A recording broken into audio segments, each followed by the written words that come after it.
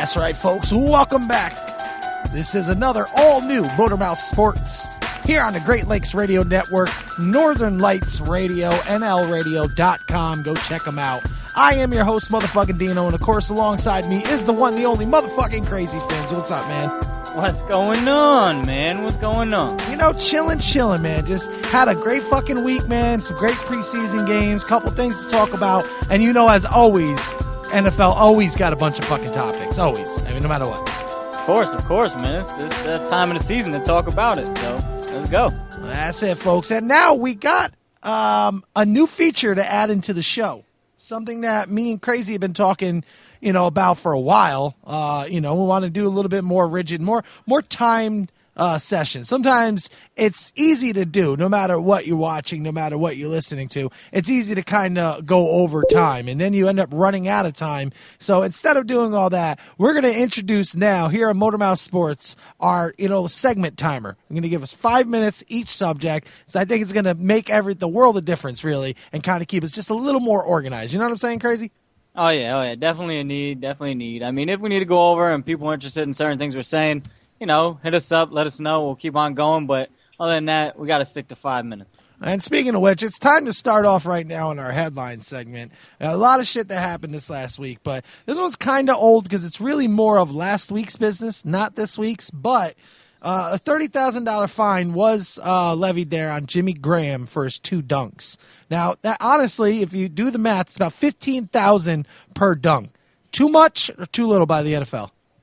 Stupid. That's the whole thing. Stupid. The whole thing is just stupid, man. Come on. Why are you fining people for that? Ain't no big thing. There was one incidents where he messed up the goalpost. Other than that, let it go, man. Come on. Well, and also what it is, and I think, you could agree with me here, and anybody else who watches sports, they're taking away one of the best parts of sports. Whether it's basketball, baseball, or football, the celebration is almost as good as the score. It really, remember back in the day when they got creative with the shit? Even I'll even throw T.O.'s name and nigga hit a fucking phone in the goalpost. You know what I mean? Yeah. Like, that is, oh, yeah. I love that. Popcorn in the face. I mean, come on. That was great. And nowadays, something like that, even then, T.O. did get flagged for that, because you can't be bringing in fucking tools from the outside. That is kind of crazy. But either way, back then you were getting fined. Now it's just like the dunking part. Look, I get where you're saying that it kind of might mess up a little bit in the field goal. But if you ask me, the motherfucking kickers need a challenge anyway. They only get to fucking play, maybe 10 plays at a whole fucking game? Toss it up. That's it, and half the time the kickers are kicking wide right anyway, so if it's leaning a little to the right, it goes to their advantage. And if they were smart enough, they would go to Jimmy Graham, the kicker of the Saints, I forget his name, it's really not important, would go to Jimmy Graham and say, hey, listen, I've been pulling him a little bit to the right today. Can you just maybe tweak it a little? Work together. Just hang on the right side, just a little bit. Work together, you know what I mean? But instead, we got the ridiculous, stupid shit that we got here. I just don't understand it. That's all I'm going to say is I don't understand it. Let's see, what else we got here now? Next one. Oh, I want to start the show with this, and I messed it up, and you know what? I don't care about that. It's the only time we're really going to talk off football stuff, but I really need to talk about this. I want to know your opinion on it.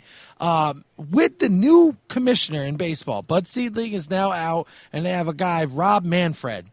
That's really his fucking name. You can't even make that shit up. Rob Manfred is the guy. Do you think Pete Rose has a shot at getting in? I'd gamble on it. I'll tell you what, before you give me your answer here real fast, let me just give you some of the stats. 4,256 hits. All right? I didn't know this either. This is an amazing statistic. Over 15,000 plate appearances. Nice. 15,000. That's fucking insane. I need any one of you guys to go out there, find your favorite baseball player right now, and go look at his total at-bats or plate appearances in this case, and it's going to be nowhere near 15,000. What else was there? 1,500 walks in his career. Do you understand the discipline that takes to get 1,500 walks? Like, I don't know, just all these things. Career batting average of 303, 24 years played in the league, player manager. Why isn't he there? And, we can give me the argument with the whole gambling, and yeah, I totally understand that. But in the grand scheme of it all, that did nothing to affect his baseball career. I don't care what anybody says. I believe in what he said. He didn't bet against his own team. Yeah, I mean, hey, like I said, let's take bets. I didn't get it at first, I'll admit. I swear to God, I didn't at first. Now I got it. But I'll tell you what, I did watch a documentary about maybe 5-6 years ago that one of the things that is, conspiracy theorists will jump on anything, right? We all know that shit. Oh, yeah. And they were saying that Bud Selig is the whole reason why Pete Rose isn't in there, because the commissioner before him, I guess, and this is really, I swear, they went this crazy, said that in order to pass it on to Selig, he had to agree to keep Pete Rose out. I don't know if the real truth behind this, folks. I mean, that's pure speculation. It was in a fucking documentary. It doesn't make it true, but I just found it to be funny as shit. And if there is a changing in the guard, and we see that already, I just, why not? Why not? The man deserves to be in there. 4,256 hits. I mean, they did bring steroids basically into baseball for a while. Why not bring gambling into it? And you know how I feel about that. Now that they beat up on all these people and Mark McGwire and Sammy Sosa and fucking Barry Bonds are somehow angst out of the sport, it pisses me off, because if it wasn't for those three, you wouldn't have half the fans you have today. It was that 98 home run race that brought the fans back to baseball after that 94 strike. I think we take Roger Goodell out of the NFL and we put in Pete Rose in the NFL. See what he does there. That's a pretty fucking good idea. That is pretty good. And you know what? And just to be a real dick about things, have him enter Canton in the Hall of Fame. Just for the fuck of it. Never played it down in his life. Fuck it. Pete Rose, you're in. He's now in the Hall of Fame. He's wearing a jacket. All right, well, moving back to football here, and like I said, I had to jump on that one. I wanted to start the show there, and we could have moved on, but that one really was a big deal. Another thing that happened this week was Ndamukong Suh was fined for roughing the QB again. This is his last preseason game, and he just kind of basically, he told Henny, shit the fuck down, is how that happened. Oh, yeah. Hit him after he threw the ball. But my question to you, and a question that was posed in this article, I thought was well written over on ESPN.com, was, should the NFL adapt to him, or should he adapt to the NFL? Well, he did go a little too late. If it was a half step closer and he hit him, he still would have got fined. He's still going to get fined, still going to get, flagged.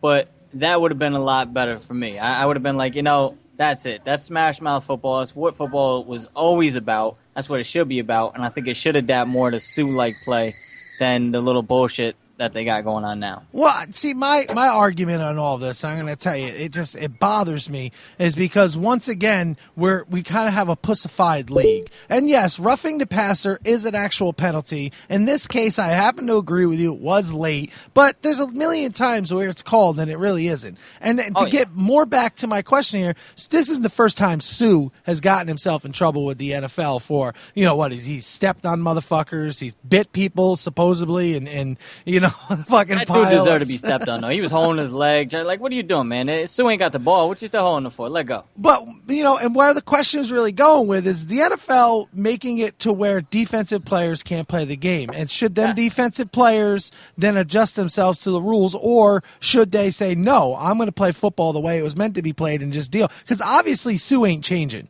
He's just, every year he's averaging $20,000 in fines. That's it. Who cares? Like they said before, they were talking about that before. The coaches were saying that how they don't want him to change. They want him to do what he always has done, what he's done since he's been little, growing up in the game, what you've always been taught. And then you get there, and then you got to do something different now. Things are starting to change, and you got to not hit somebody. You got like a 1 foot area you're allowed to hit somebody, especially the quarterback, or else you're getting flagged. Well, but, like I said, this goes beyond that. It's just all the physical play, Fuck you, fuck you, fuck you. You're cool. And fuck you, I'm out. And that is our 5-minute timer. That's it. So it's time to move on to the next subject here. We're going to have to change that one. It's a little long. I liked it, though. A little long, though. We're going to have to change it. Any half-baked thing is cool with me. A couple starters won their jobs this week. Geno Smith won the job over in the Jets, and Brian Hoyer won the job over in the Browns. Question to you. Which one do you think deserves the job more? I think it's an easy pick. Hoyer deserves a job more. He's played better throughout the preseason. He did good last year, at the end of last year when he came in. And Geno just hasn't been better than Vic. Vic is Vic. He's going to get hurt. I still say you should have started him. It really wasn't supposedly a competition there. But if there wasn't, then Vic wouldn't have been taking no snaps with the ones at all. So that was just some bullshit they did. But I think Vic played better in the preseason. he still has another year left in him, or at least 6 weeks before he gets injured. I think he should have started, and Hoyer deserves the shot over there in Cleveland.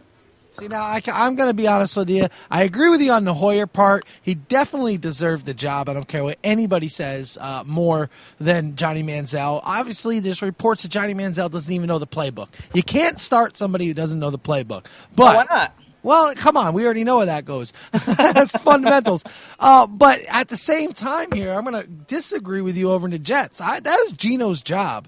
Last year and everything that Geno Smith had to go through with the retarded Sanchez and was he going to be quarterback? Wasn't he? He had a strong finish to the year. He earned that job. And to bring in Mike Dick in the offseason, I feel is going to set Geno Smith back instead of pushing him forward like they said. As it is, you mentioned this about another player, but he lost reps in practice and in the preseason to this quarterback battle. Instead, he could have been learning the playbook and different things. Yeah, that was Hoyer. They were talking about how the new thing they were going to do a 2 quarterback. Well, I mean, in this situation, I'm sorry, I don't mean to cut you off, but I was applying that over to the other quarterback situation with Geno Smith. He lost reps because he had to battle with Mike Vick. And me and you talked about this before. I've always believed that Geno Smith should have been there from their starter from the beginning.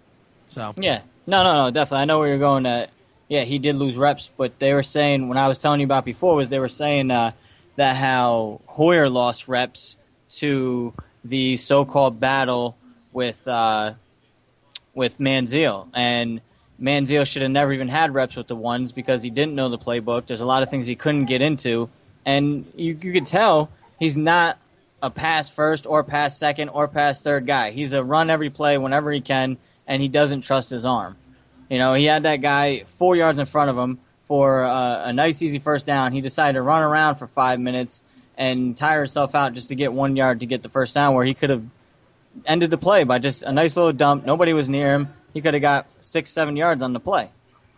Well, and that is the problem, though. And, I actually heard some really good advice earlier today. Funny, I hate giving this guy credit, but what the fuck was Hasselbeck's brother's name that's on ESPN? Not Matt, the other one. Yeah, I know you're talking about. Yeah, well, either way, he was giving advice, and he said if you're a running quarterback coming into right? Yeah, Tim Hasselbeck. If you're a running quarterback coming into the league, the best advice I can give you is tie your legs up. Imagine you are the slowest person in the world. Learn the playbook first, then use your legs and that weapon last. Because if you come in thinking you can run first and then develop the rest of your skills, you're going to end up like Tebow and countless others. Oh, yeah, of course, definitely. But, now that doesn't hold true to everybody. I know right now there's Carolina Panther fans out there and San Francisco 49er fans like, what the fuck are you talking about? Listen, first of all, we still don't know how them stories are going to end. Might I add, one other thing I wanted to bring up a little bit later on today. Blaine Gabbert is the backup. He won the backup job over in San Francisco. And That's scary. And I'm being honest with you, and you know what? I'm not even going to let the timer tick down. We're just going to reset it right now. And the question that I'm going to ask you once again is, do you think that there's any chance, if he messes up, that Gabbert can come in and take his job? Never. Kaepernick. Really? Really? Never. You don't think at all? Never. Now think about this. Unless he gets poked in the eye and then gets poked in the other, and then he's blind and he can't get in there, Gabbert is not coming in. No, how do you see? I don't know. I disagree with you. Look, first of all, let's be the first ones to bring this up, and I don't give a shit. Scream at me all you want, fucking 49ers fans. If Kaepernick was that good, then you guys would have won a Super Bowl by now. You haven't. So let's not put him up there on a pedestal that he really isn't. Is he fucking fast? Yes. Does he have a little bit of strength? Not as much as Cam Newton, but yes, he's able and he's agile. But at the same time, when it comes down to it, we've seen time and time again, he can't get it done in the big games. I'm sorry. Just admit it. Let's be the first ones to bring that up. I think he just needs a little bit more accuracy on the arm and consistency with the accuracy. So you're saying, and he'll be fine. Well, you're saying they come out the gates right now 2-4. Kaepernick's playing like shit because he's ridden on this high for 2 fucking years. Listen, man, they come out 0-8, and they're still not benching him to bring in Gabbert. It's not going to happen. All right. I don't know. I had to bring it up. When I saw that today, I had to, it really just something, there's this bell in the back of my head. If you're a San Francisco 49ers fan, if Gabbert ends up coming in anytime during the season, I want you to come back here and be like, Dino, how the fuck do you know? I won't know how I knew, but it's going to happen. I just have that fucking feeling. I really do. It's fucking strange, man. Weird shit here. All right, now, you hinted to this earlier, and I want to get to this too. Cleveland is hinting to a 2-quarterback system down the road. What are your thoughts on that?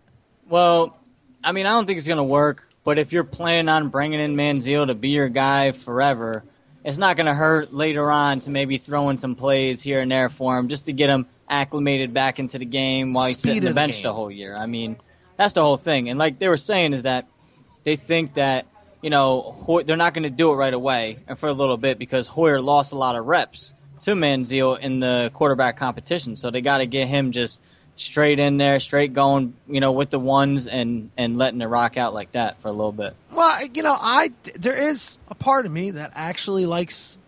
I like this. I do. I like this. The sounds of this. I hate Manziel. We all know that. I think he's fucking, gonna be to football what LeBron James is to basketball. He's really just gonna bring down the whole sport here. But either way, having said that, it is a good idea if you have your rookie just sitting there. That's how you can get him to learn the playbook at first. You can take the playbook, cut it in half for right now. Just give him a few plays, maybe throw him in 3 times, in the game, maybe 4 times in the game. It keeps his confidence and the spotlight on someone who needs his ego fed as much, and it keeps him getting acclimated to the speed of the game. Because that's where Johnny Manziel, in my opinion, has the biggest problem. He didn't realize until he got here in the NFL how much faster it is than college game. College, he was outrunning everybody. He thought he was a fucking god. But like most college players and honestly most Heisman winners, you realize real fast, especially when motherfucking Reggie Bush got fucking hit real goddamn hard, it's a little bit faster. A little bit faster. What was his name there? Brian Dawkins. Never forget that hit. Fucking Bush crawled. You remember seeing that? Crawled. Oh. Do not remember that. Listen, anybody else out there, go there, and I need you to look up Reggie Bush getting hit by, what did I just say?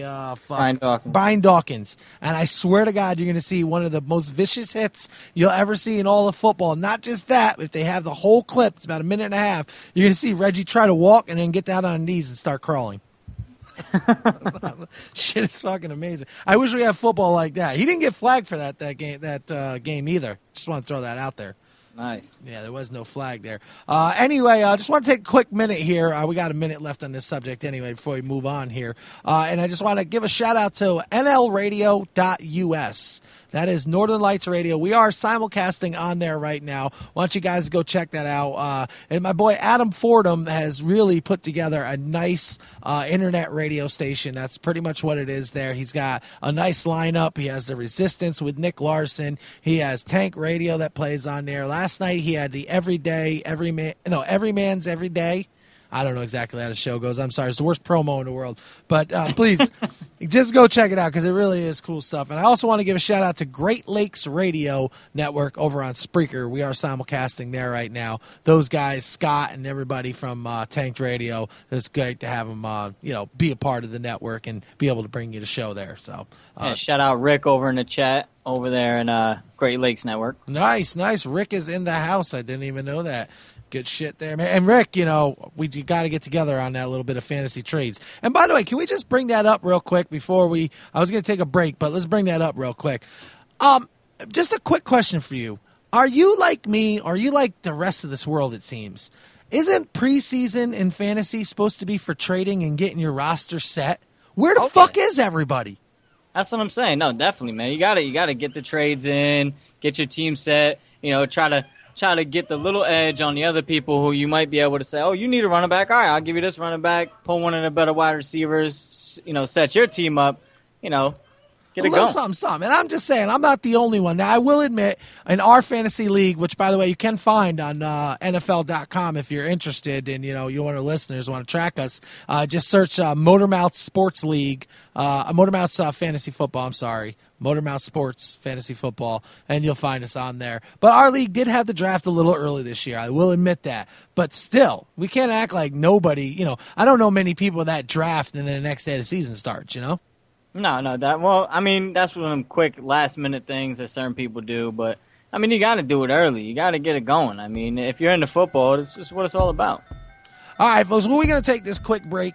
Won't be too long. We're going to come back here. We still got to break down the NFC East this week. We did the AFC East last week.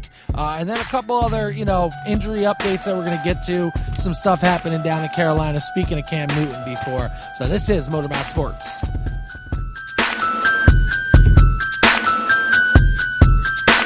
I saw the chief of the New York City Police on the news. He said, we will never forget 9/11. I thought, what's your fucking home, not your phone number? God, what did you have for breakfast this morning? Carnation instant bitch?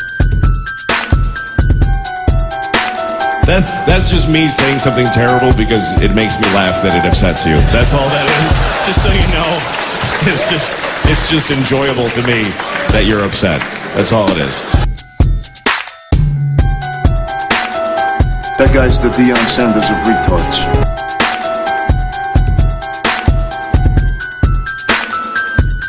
"99% of women kiss with their eyes closed, which is why it's so difficult to identify a rapist."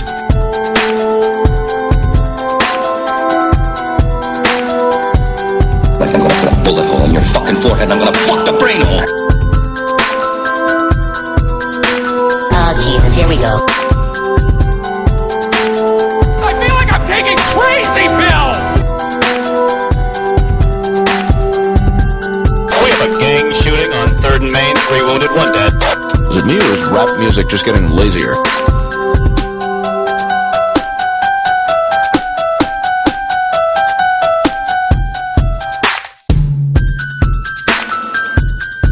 Oh, that's right. How inappropriate of me.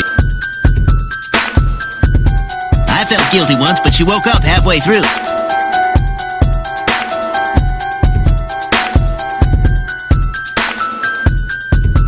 Like, I was thinking the other day that you can figure out how bad a person you are by how soon after September 11th you masturbated, like how long you waited. And for me, it was between the 2 buildings going down. I had to do it. I had to, otherwise they win.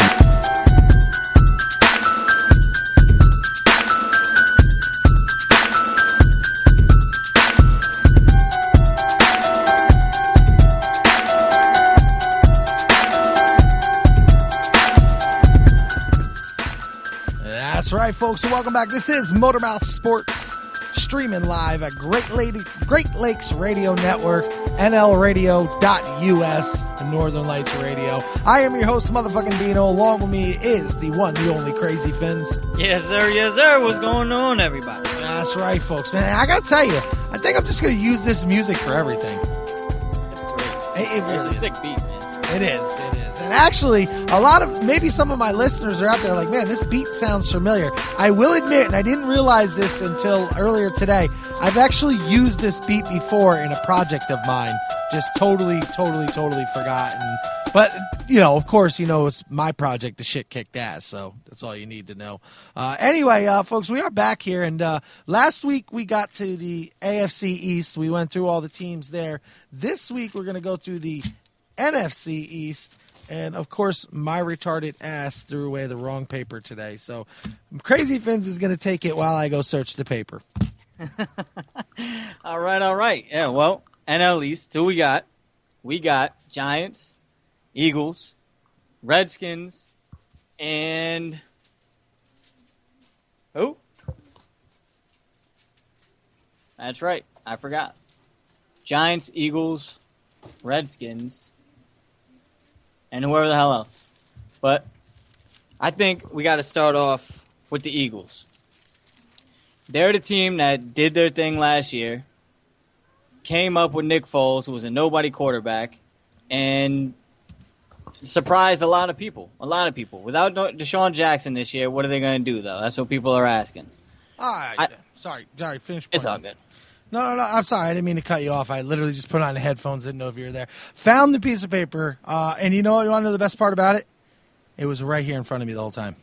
That's great. I'm telling you. You want professionalism, folks. You got it. This is Motormouth Sports. Well, I was just saying that, talking about the Eagles, so we'll start off with them. And, like I said, people are talking about, is Foles going to be the guy that he was last year, and can he do the same thing without Deshaun Jackson? Well, and see, people point out to me, especially Eagle fans, they always say that, 4 interceptions. listen, it was amazing. It really was. But it wasn't a whole season. And I'm not saying that they're not going to do great or whatnot, and we can start there. I'm just saying, how about we wait and see? Why do we always have to say the man's the next fucking NFL MVP? But I will say this. He did match Peyton Manning last year with 7 touchdowns in a game. That's the one thing I can say. But That he did. It did make him look good for a little bit. I don't know what he's going to do this year, man. I think he's a solid quarterback, but, the weapons thing, that is something that's going to become a factor. Not just because Deshaun's gone, but Macklin can't stay healthy. They did pick up Sproles, which I think is going to be great for them over there. I mean, he's a playmaker, no doubt about it. Especially, what I like the most about him, and I thought he does really well, is in the passing game. Now you got both McCoy and Sproles, who are awesome, and they're runners, great runners too, but they have exceptional skills in catching the ball. It completely opens up your offense, so I'm right there with you. But speaking of which, let's go through some of the players that they did lose. You brought them up already. Deshaun Jackson is now gone. He's over catching balls in Washington, and I will say, goddamn it, Redskins. That's it. Sick and tired of that. It really does. Doesn't it bother you that media strike on that fucking word? I don't know, man. I'm Indian, you know what I'm saying? So it hits a little bit different with me. My father, he's really offended about it. He had a big thing about it. He wanted to, change the name too. So, I mean, I guess it does hit a little people, some people a little harder than other people. And I do invite your dad to come on and one day and bring that up, because really, I'd like to know a little. I've actually said this before, and I'll sound ignorant, but you know me, man. I don't give a fuck. I've never actually heard a Native American complain about it, and I've known a few in my lifetime, but I've never heard them complain. So I was always under the belief that it really wasn't that big of a deal to most of them. But if you're saying it really is to somebody, I would love to have him on and talk a little bit about that. No, definitely. He said he wants to come on, so we're definitely going to make that a point. I kind of tried to talk to him before the show, and he's not around right now, but, definitely he's going to come on. He does want to say a little bit about it, and, it does hit people a little bit the wrong way, I guess, a little more than others. I mean, to me, I'm there a little bit, but not as much as my father, and, I still feel like it's one of them names that it's been in the league for so long. How can you just change it? I mean, I don't know. Exactly. But anyway, on to other ones. Eagles lost. Mike Vick, of course, we know is now the backup in New York Jets. Clifton Gathers, he's gone. He's over in Washington now. Jason Avant, he's down in Carolina, which actually isn't that altogether a bad move for him, because Cam's got to throw to somebody. Oh, yeah. I mean, him and the agent Kotri are down there. They'll probably end up being the one, too. Patrick Chung, he went back to New England, but I'll be honest with you, and this is how fucked up I am. Maybe it's just because I never cared about Patrick Chung. I assumed he was still with New England. I know he left. I'm just being honest here. What else? What about?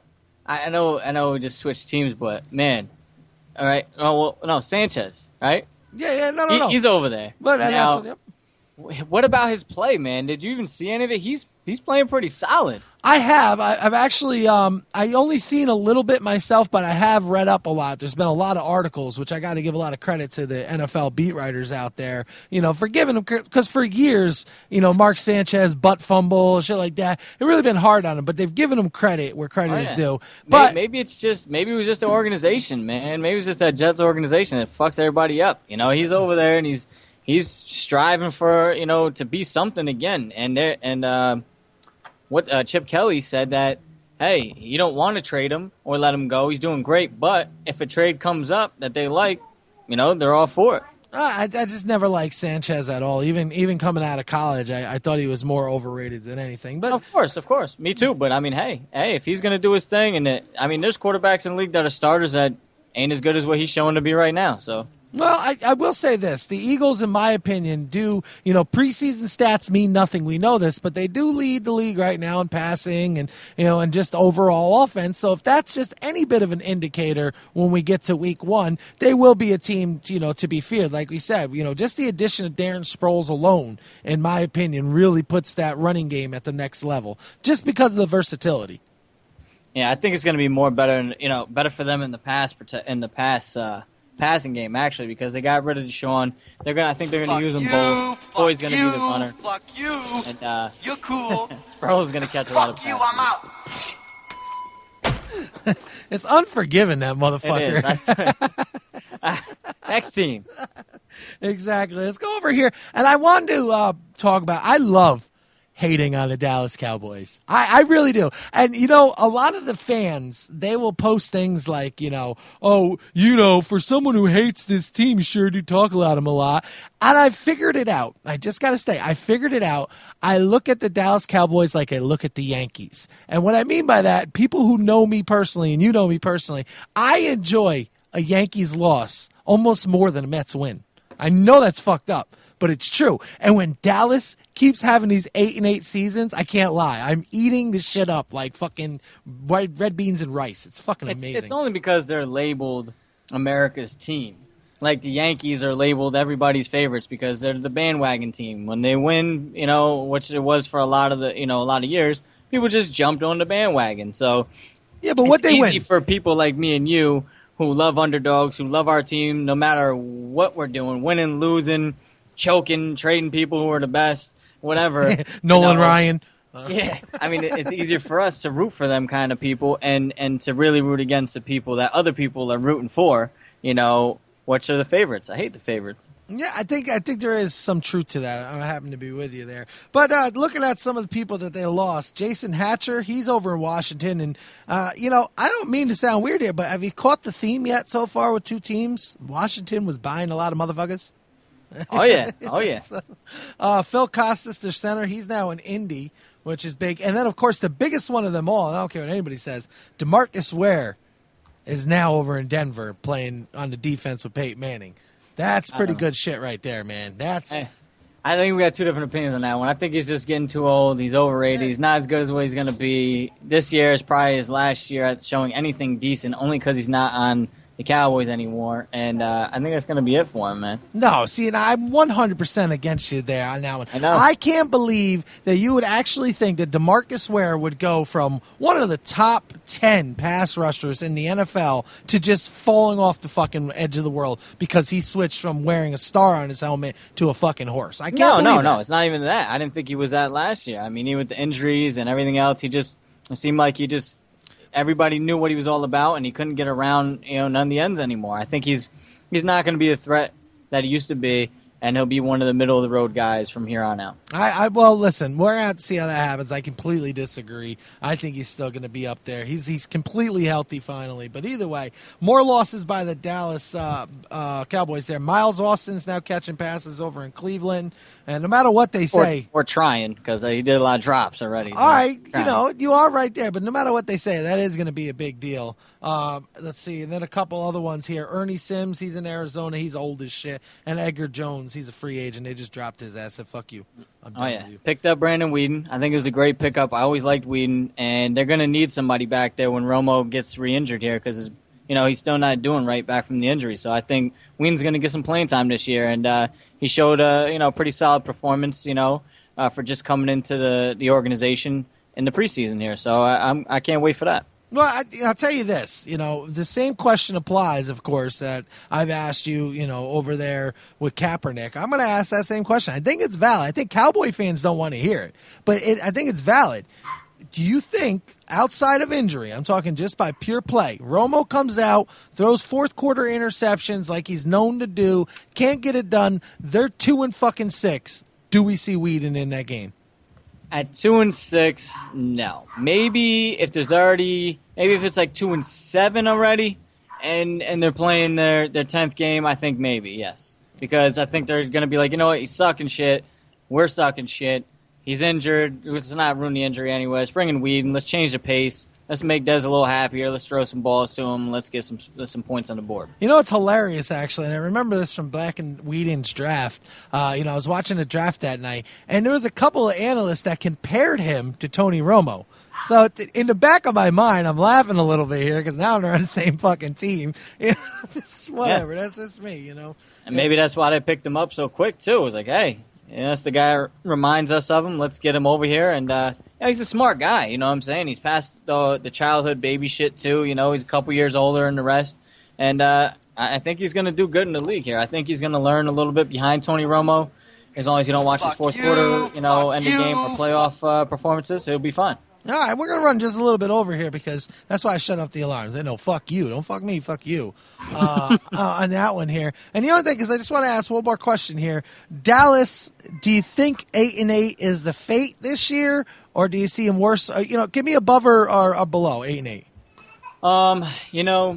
I did think they were going to do better this year as long as Romo came off the injury pretty good, but I don't know. It's sketchy in what they're talking about. One day they say, oh, he can't throw the long ball, but then I watch in the game and he throws a 40-yard bomb to Des Bryant for a touchdown, and he looks absolutely fucking fine. But, it is one throw, so who really knows? If he stays healthy enough, I think they'll do a little better in 8-8, like 9-7.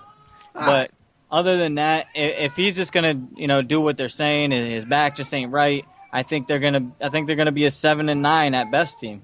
See, I think he goes beyond Romo. I really do, and I'm watching this defense that is literally they completely broke it down. They finally did what they probably should have done years ago. With DeMarcus Ware and other ones, they sold off the players that they just honestly not DeMarcus Ware you're getting something from, but all these other old players you weren't getting shit from. Sean Lee was the anchor. We all knew that for years. He's now gone. He's out. He's done. So honestly, I think their problems are going to fall on defense this year, not on offense. Witten, I think he said it was his last year. I did want to spend just a couple minutes and give him credit for, where credit is due, because I posted this the other day when someone asked if Witten, was one of the best of all time. I don't know if I'd say best of all time, but I will say this. Who remembers the play where he popped his fucking helmet off and then ran like 20 yards down the field?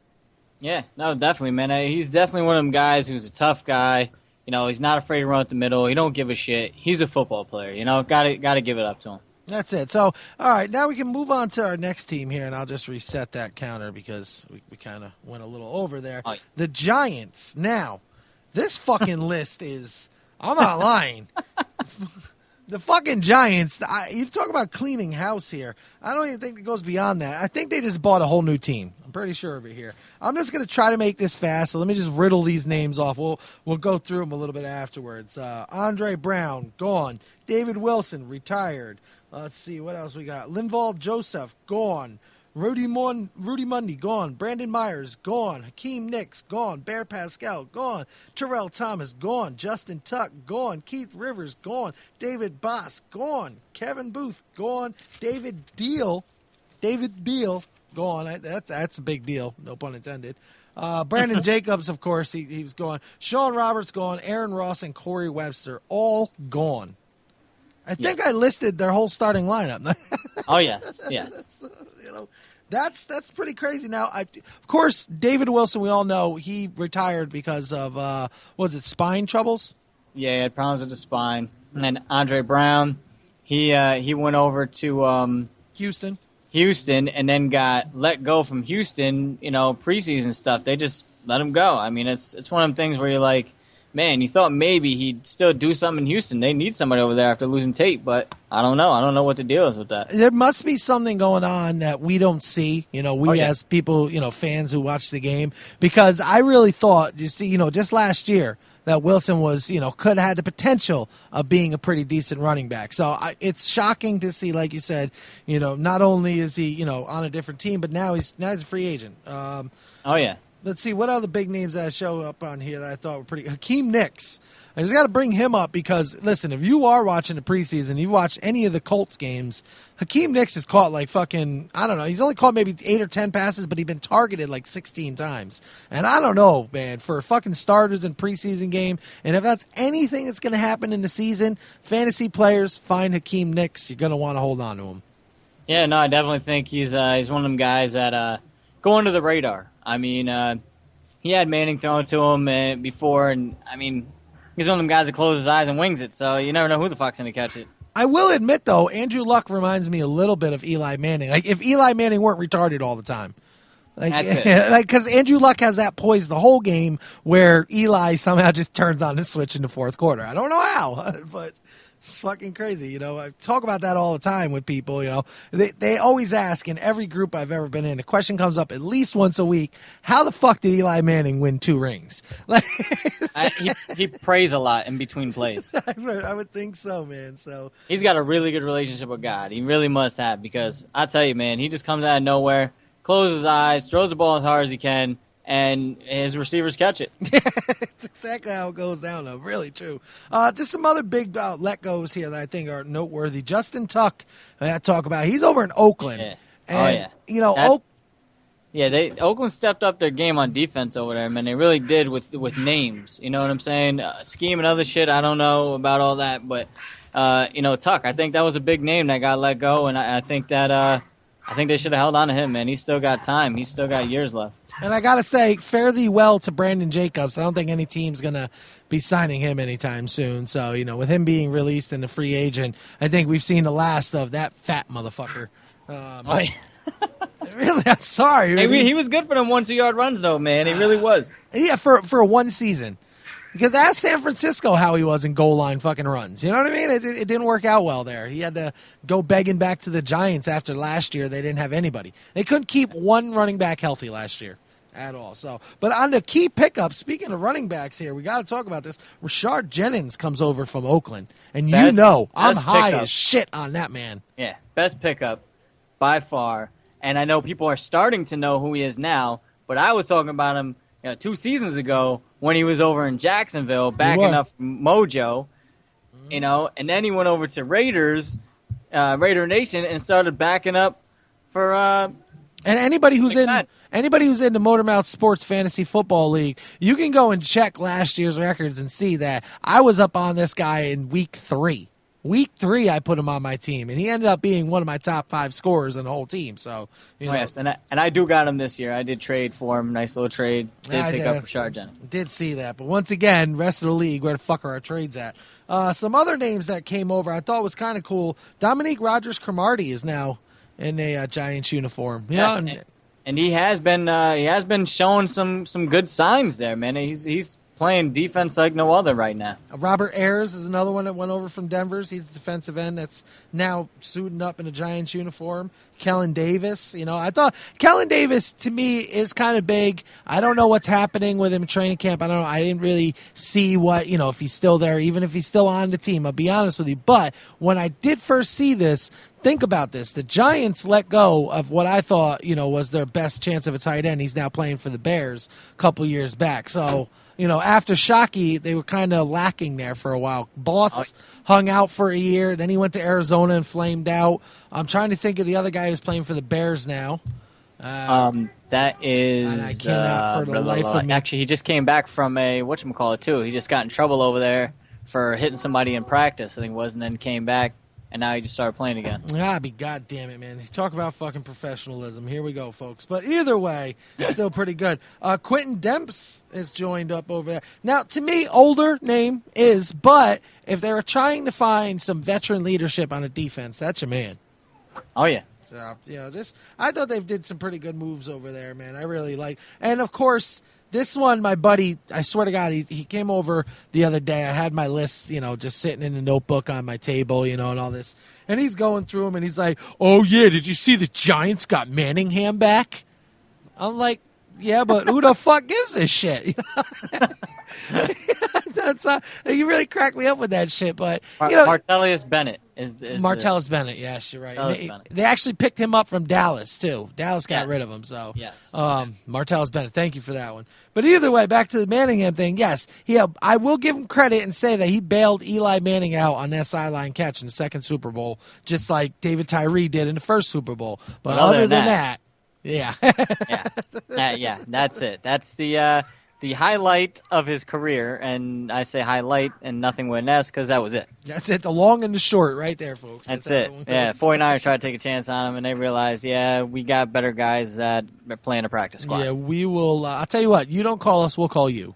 Yeah, definitely. That's kind of how that one goes. Without the alarm going off this time, because I looked up and I seen it there, we're going to move on to our last team in the NFC East, and that's the Redskins here. Yes, sir. Now, a lot is being talked about these guys. We got to really just bring this up right now. I don't know if you are in as many of these sports groups as I am, but I didn't realize, first of all, there was such an allegiance to Redskins out there at all. I had no idea. For my whole life, I've just never liked them. Not to be rude, I'd never liked them, right?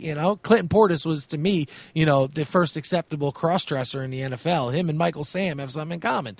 But you know what I'm saying? So I never really liked him. But this year, you know, you got RG3 coming back, surgically repaired knee. You know, last year they said it, you know, it was hard for him to get used to it. I was telling everybody he was playing scared and he had the fear.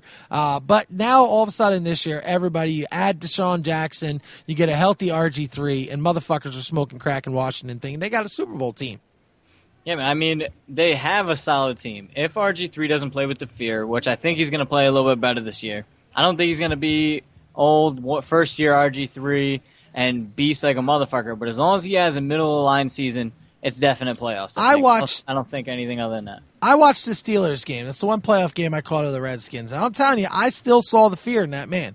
I still saw it. You know, he was able to move around in the pocket. Yes, he had a few runs there. But I'll tell you one thing. First of all, his slide is the worst fucking slide I ever saw in my life. And even Redskin fans are like, yeah, nigga, I know. I got you.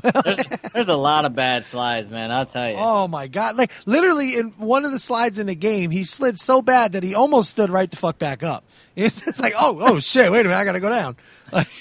I mean, they do have some exceptional players over there, too. You know, guys that are hardly known, if you don't really know. You know, Jordan Reed, tight end over there. Yeah. Great. Came in after Fred Davis messed up last year. And, you know, he's a solid pass catcher. And they've cut Fred Davis since then because of his DWI, so he's not even there. Oh, yeah. Let's see. Who else is their pickups here? I want to see who else they got. I was over looking at who they got rid of, which really, I mean, you know, some of the names matter. Like, I did put Rex Grossman down here. They've released him, but to me, I did that just because, you know, I wanted me and you to laugh about it. Yeah, that's funny, man. And I was laughing even worse when my team tried him out as a third-string quarterback, him and Brady Quinn and somebody else.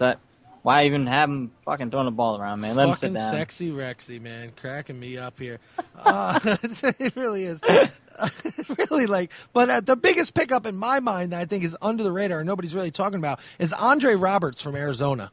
He's going to probably end up being the slot guy or the third wide receiver. But really, I'm telling you, once again, fantasy players, that's your sleeper dude. He's probably might even honestly be on your free agent list right now because some people aren't drafting him in some leagues. So go check that out. That's their biggest pickup. Outside of Deshaun Jackson, I'm not a fucking idiot. I know the man's a playmaker. I'm just saying. Oh, yeah. No, I think that he's not going to be the Deshaun that people are expecting because they're going to double cover him more than Garcon, and Garcon is going to get the ball. And once he starts getting the ball a lot more, they're going to concentrate on both of them, and that's when you're going to see Jordan Reed, tight end, busting ass. And I think you're going to see Alfred Morris busting ass. And also Andre Roberts, the man I just brought up. But I gotta say, really, I know you're going to hate this, but I'm almost one of those people that is rooting for RG3 to get hurt. Because I believe, and I'm not, hang on here. You sound like an asshole, I gotta say. I know, it's just that I believe that this offense that they've created would run so much better with Kirk Cousins. I really do. I've watched it in the preseason. I've seen exactly what I've been looking at. I'm sure there's at least one or two people in the world that agree with me on this one. And, of course, the only way you're going to see Cousins is if fucking RG3 is hurt. So, you know, I don't mean it to sound like a dick. I'm just saying, you know, when you talk about Deshaun Jackson, I think you're going to see a pedestrian season this year. Why? All because of the quarterback throwing to him. RG3 will not be the man that he was in his rookie year. Just won't be. I'm going to go out and just throw it out there. I think this is the season that the Redskins take the division. Well, see, now, I was going to ask you my next question, but, another guy, just because of the way you started wording it, maybe it reminded me, I think this is a shit or get off the pot season for Pierre Garcon. Now, I don't know. Last year he did pretty decent. He caught a shit ton of passes, and I think that's what's going to keep him there. But that's what I'm saying now. Look at in the preseason, he's, not catching as many. He's dropped a few. And we got Andre Roberts sniffing on his heels. There's a lot of different things going on. And like you said, I've watched RG3 get way more comfortable throwing them short passes than the long ones. So how long till Deshaun Jackson gets fucking frustrated? Oh, what the hell's going on? You got the arm. Where's it at? Oh, yeah. No, he's definitely going to be I think he's going to be a crybaby this year, I got to say, because he's not going to get the ball as much as he's used to. Notice how that keeps going off when you are the one talking? Fuck you, too. All right, well, anyway, folks, we are coming up to the end of the show here. We got 10 more minutes left, and one of the questions, like you alluded to before, I wanted to ask you, just like we did with the AFC East, I want to do it with the NFC East. Where are you putting your rankings? How's this one going to shake out? Let's see. I picked the Redskins and win the division. I'm not going to win it by a lot. I'm going to win it by a game, I think. Eagles are going to be right behind them. Then you're going to have the Giants, I think, clicking at the heels. I don't know. You know what? I'm going to switch that up. I'm going to give it Cowboys, and I think the Giants are going to come in last this year. All right. Well, you know, I'm going to be honest. Okay. I see what you're saying. I just wrote it down as you were saying it because, by the way, folks, in a couple of minutes, I'm going to tell you about the new website here where you guys can keep track of all these predictions that we make. We're going to hold ourselves accountable. So yes, and I got to give it up to you, man. You did do the website justice. It is pretty nice. I got to go check it out. And don't think when you just get on it that's all there is. Scroll down. There's a lot of little shit there. It's pretty nice, man. And if you're looking for it, just real quick, it's endtableproductions.webs.com. That's endtableproductions.webs.com. There's 3 different things there, but you're going to love it. But I wrote down what you said, and I'm looking it over. I'm going to disagree with one thing. The only thing I'm going to do, I like the bottom 2. I'm going to leave Dallas above New York Giants. I know Giants fans are hating me now, but I don't give a shit. Let's be realistic. Okay, Eli's not going to bounce back and fucking take you to a Super Bowl this year. It's not happening. And so everybody knows, we are in New York. Yes, so, we are. Yes. To even say this shit still hurts us. Well, yeah, and be honest, there's some people out my house right now lining up with shotguns. I'll deal with that in a second. But the only thing I'm going to switch up is I think Philly wins the division. I really do. And I think you're going to see Washington. But what I think you're going to really see this year, like we saw last year as the low records. You're going to see these teams battling each other in division. They'll probably all go 500 with each other. So you're going to see 9-7 take this division. I'm pretty sure of it. Nothing's really. They shook up the division a little bit, but as you start to shake things out and start to watch the team settle, all they did was move, a player here, a player there. I think we're going to have pretty much the same results as last year. Eli throws another 27 picks. Oh, yeah. No, definitely, man. I agree with I was saying 9-7 or 10-6 is going to take the division. That's where I was at. And I thinking maybe 10-6 because I was looking at the schedule, and I think the Redskins are going to pull out the 10 wins, and I think the Eagles are going to take 9. All right. Well, like I said, that's what's going to be great because, folks, just in case you were wondering, we are already in week 3 of the preseason. Yes, sir. I love it, dude. Oh, man, I saw that the other day, and I'm like, man, that means one more week, and then there's football, folks. The beginning of September, we are going to have fucking football, and I'm fucking pumped about it. And just, some programming notes. I wanted to spend some time here. We got a couple minutes here at the end of the show. Normally, like I did last year, we were able to stream the show through the website. That's not going to be available this year. It ended up getting a little bit crazy last year. It kind of was more confusing for the listener than anything. So we are going to be streaming on Great Lakes Radio Network and on nlradio.us, Northern Lights Radio. That's where you can find us live.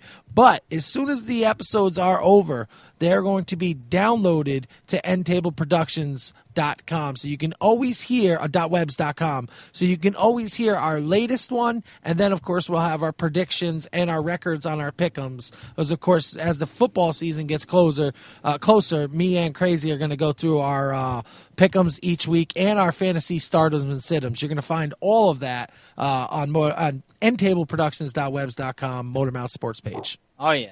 Man, I feel like that was just a lot to say right there. It was. It definitely was. Something we did say we want to talk about, I want to bring up, man, was another headline there. Steelers, man, running backs. They're having problems, man, having problems. Yeah. You got Le'Veon Bell. Yep.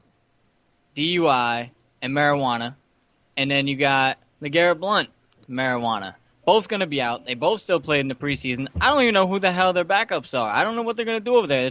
It's a pretty it's one of them teams that are like a back and forth pass and running, 50-50 split almost. So what you're saying is they caught Bell smoking blunt. That's it. These things happen. See, if I was in a Steelers locker room, that's exactly what I'd be saying. Like, I'd be turning some gay shit on him. Like, oh, okay, Bell, I didn't know you like to have blunt in your mouth. Okay. At least, Bell was drunk when he did it. But you know what, though? And I said this on Facebook, and I want a big shout out here to Lou's Entertainment Sports and Entertainment page, Lou's Lounge Sports and Entertainment page on Facebook. It is a closed group, but if you find it and you ask Lou to invite you, Lou Vera is his name, Louvera. I'm sure he's going to invite you, and if you like sports and entertainment, you're going to love it. I just wanted to give a big shout out there. But earlier in the week, I did post this.